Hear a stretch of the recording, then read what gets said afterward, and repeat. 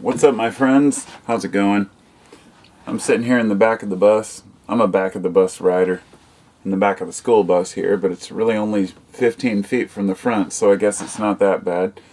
How y'all doing tonight?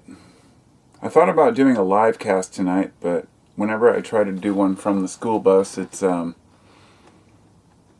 too far from the router. Let's just put it that way. I could probably buy like a $20 booster and be able to come out here and do it whenever I wanted. But anyhow, I don't. I wanted to make a video talking about sensitivity,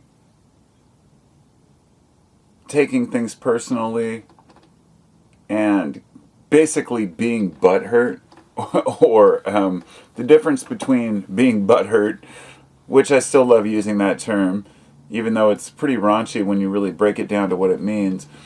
You feel like you've been wronged, right? You feel like somehow you've been screwed over, or somebody else has slighted you or wronged you. And often this is not the case, and we know this. Now, I've spent years trying to understand, the philosophy behind what makes humans human, and what makes us tick, and what makes us react in certain ways in one situation and different ways in another. For example, if a random stranger accuses me of some extreme thing, right? They call me a pedophile, for example. I hate even using that word, but I've actually been accused of that. I've been accused of being that, a Satanist, evil, anything you can imagine. The worst terms you can imagine, I've been called, right? And accused of being this or that over the years. Naturally, I have a YouTube channel. Anybody who has a YouTube channel who's talked about something controversial has pissed somebody off for one reason or another, and it usually comes down to ideas. So, I've thought about this a lot. When does it really matter, and why? If a loved one says something, you're going to take it with more seriousness than if a stranger says it, hopefully. At least that was the going theory I had. I started to realize that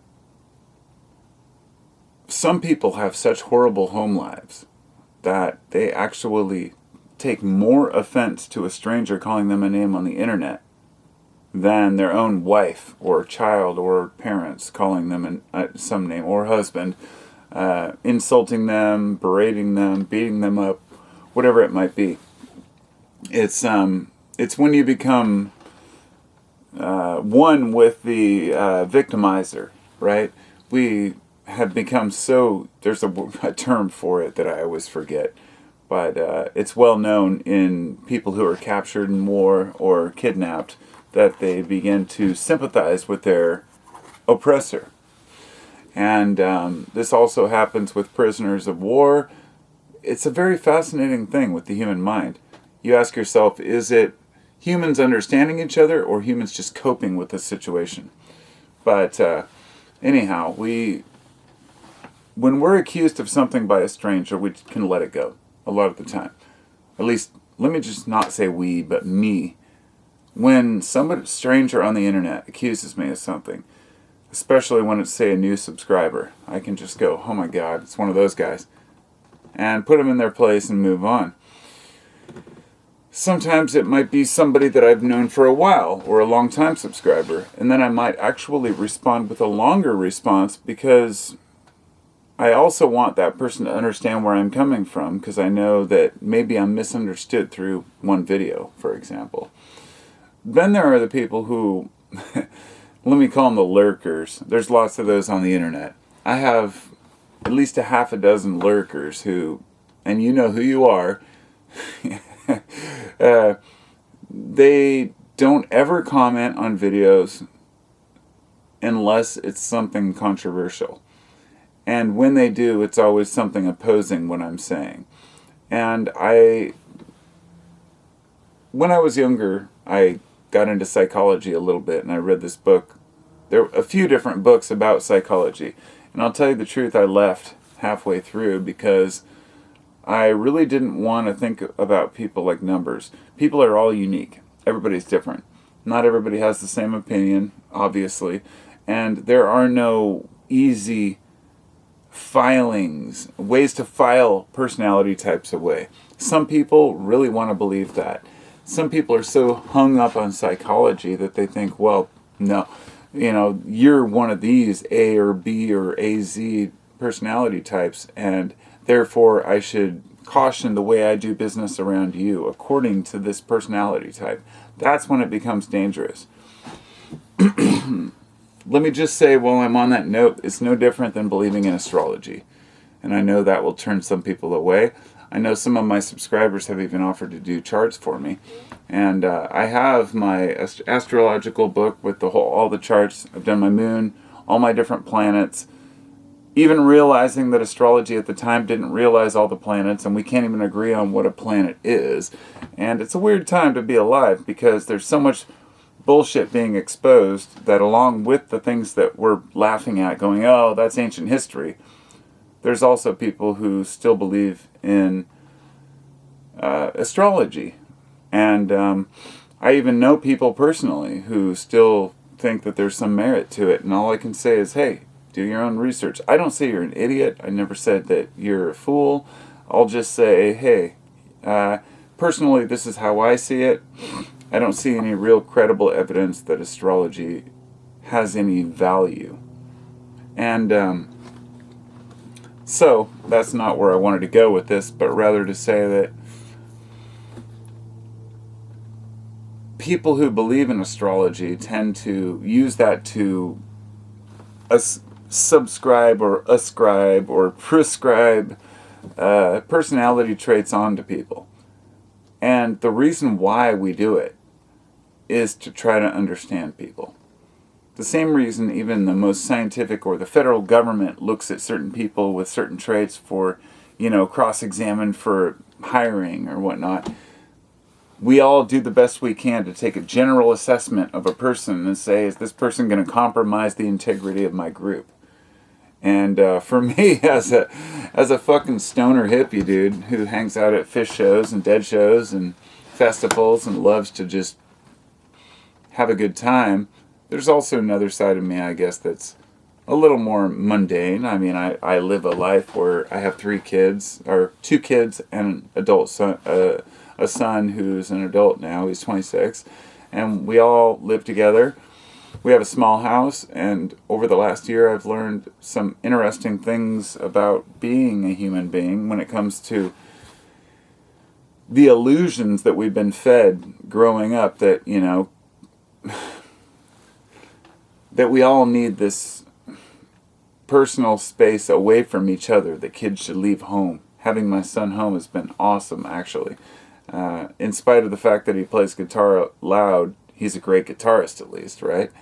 So what I'm getting at is that we need to understand each other on a personal level, on a family level.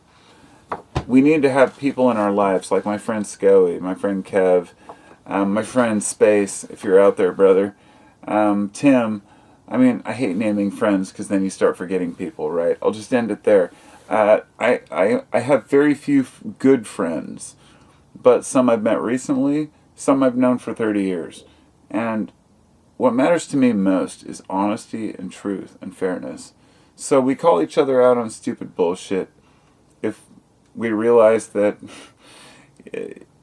maybe they're right, then we can work on that. But I guess if there's any message here, it's to forgive and forget and care about one another. Give a shit about your neighbor. Give a shit about your friends and family. Don't let yourself be sucked into stupid bullshit and get angry at people for, say, years on end. I know people who have stopped talking to people they love for years because of one disagreement, right? If I get annoyed with a family member, friend, cousin, relative, I don't have many, I'll just ignore them for a while and just move on. It's not anything personal to them. I just think, well, if I answer this text, this comment, this email, it'll just dig me into further problems. Like I posted on the community section on YouTube the other day, some of you follow that. I enjoy using it because I can post comments, I can post entire blogs, things that I've written, but usually it's just a thought. And I said, that email that you're about to write or send, or that text you're about to send, don't do it, it's not worth it. And it was along the lines of, if it's negative, don't bother with it. A very important factor. Something that has saved me an immense amount of grief. Because I actually posted that, and my wife, she left a comment on it that said, and she doesn't leave one very often, it said, write it, delete it.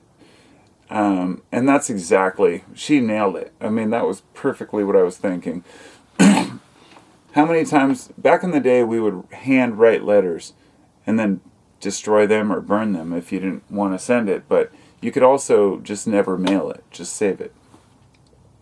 I still have a letter from a handwritten letter that was about 6 or 7 pages, long, large pages, written to a particular person set about 8-10 years ago. One particular guy who had been trolling me on my channel. I've had quite a few, but I found it a while back, and I thought, oh my God, thank God I never sent this, or actually,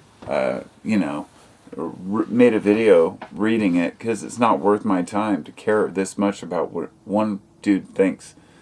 But he was pretty harsh, and he'd done some harsh shit, said some harsh things.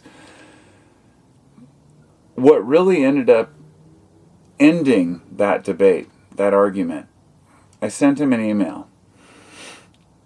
And I said, hey dude, I am lending you my hand to shake. In metaphor and literally, and figuratively here, where I care more about getting over this bullshit than worrying about answering every stupid comment. What do you have against me? And what is the deal? How can we mend this? And not surprisingly, I didn't hear back after that. Kind of faded away, and the whole thing disappeared. Then I guess a couple other YouTubers got into lawsuits with this other guy that was harassing people on YouTube. And then they ended up suing him for defamation or something, and then they disappeared too. Turned into a nightmare. It's just not worth it. Misconceptions, misunderstandings get people in more trouble than just facing your fucking reality that, hey, okay, we see things differently, and laugh it off. And even if you still disagree, and you still see things completely differently, like I did with a lot of people in the history of my life, you just move past it. It's not worth fighting about, is it? It's really not. So that's what I've got. I don't want to go on any further because I always say that, I know, but I'll go on for 25 minutes. I really do. 25-minute free thinking seems to be the reality of it. Maybe I should change that. So, peace from the bus, over and out for all of you. Thank you to all my subscribers. Please leave a comment if you haven't already. And this seems obvious, but for some reason I have to point this out. Hit like, hit subscribe, and join me for more of this kind of random stuff. I also have a Discord server where you can go to Discord and look for 15-minute free thinking, which is my podcast, 15-minute free thinking. And thanks to my patrons who support me, I have almost 40 patrons. You guys are freaking awesome. And I have a list of my patrons usually in the description. I try to support peeps. If you do support me on Patreon, you get extra bonus content. And I'd like to let you know that there's certain videos I do upload for just my patrons on YouTube. And then I put the link for just donors, something to give back, right? But also for some people, there's they don't even realize that I have it, so they don't go there. But for my $20 and $10 and donors, you can request a video. You just have to let me know who you are, and through Patreon, you can send me a message and say, I'd like you to do a video about this subject. I will literally research whatever you want me to research, and I'll make a video about it for you specifically. I don't even have to give you your name or anything, but I want to do that as a thing to give back. It's on the description, and I have a couple $20 donors, and I think that's just awesome. So that's all I've got for tonight. Thanks for coming along. I hope 2021's better than last year. And take care of yourselves. Take care of each other. Give somebody